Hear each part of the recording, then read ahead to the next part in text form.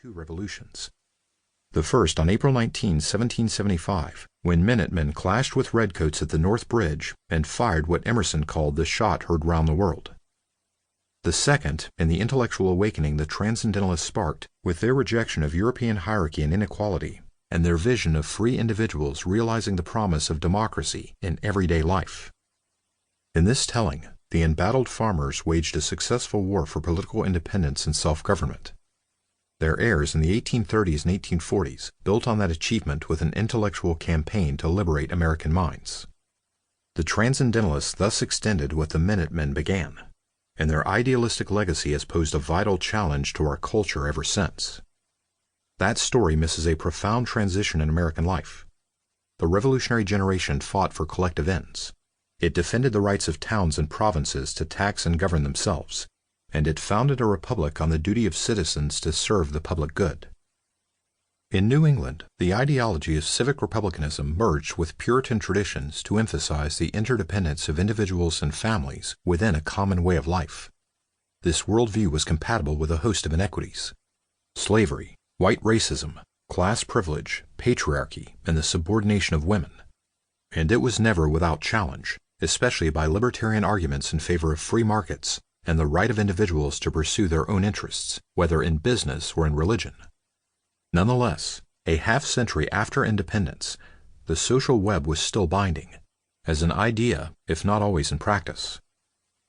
In principle, everyone belonged to the community. None lived alone, independent of established institutions and without obligations to their neighbors. The Transcendentalists rejected this intellectual heritage. Combining romantic notions from Europe with a Protestant stress on personal salvation and infusing these influences with a democratic faith in liberty and equality, Emerson put the individual first and foremost. As he saw it, every person comes into this world with a divine soul, infinite in possibility. It is the highest calling in life to dive into this inner ocean and give it expression. No other duty takes precedence. Not the demands of elders, not the claims of church or state, not the obligation to be useful to society. An institution is merely the lengthened shadow of one man. Emerson's purpose was to break the hold of ancient traditions and involuntary associations, so that every person could take the journey of self-discovery and be an inspiration to others along the way. Former generations acted under the belief that a shining social prosperity was the aim of men, and sacrificed uniformly individuals to the nation, he declared. The modern mind teaches that the nation exists for the individual, for the guardianship and education of every man. Thoreau characteristically carried these convictions to excess. "I am not responsible for the successful working of the machinery of society," he exclaimed. "I am not the son of the engineer. I love mankind," he added during his sojourn in the woods. "I hate the institutions of their forefathers." How do we explain this revolution in social thought and practice? Why did individualism come to the fore as a cultural ideal? And why, in this time and place, Concord in the Boston area during the second quarter of the 19th century?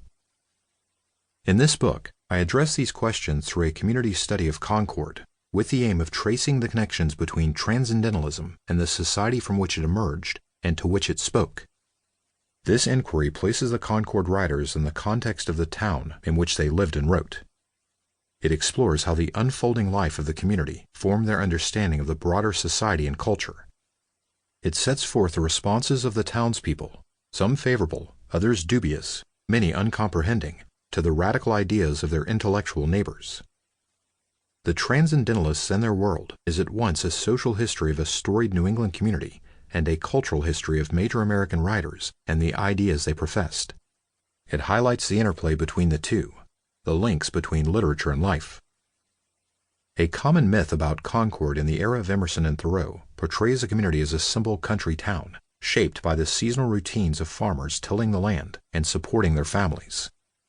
Though the town lay along two rivers, it lacked sufficient water power to drive large-scale manufacturing, and so the Industrial Revolution passed it by. Supposedly remote from the progress of the age, Concord retained an agrarian landscape, formed by generations of mixed husbandry since the beginnings of English settlement back in 1635.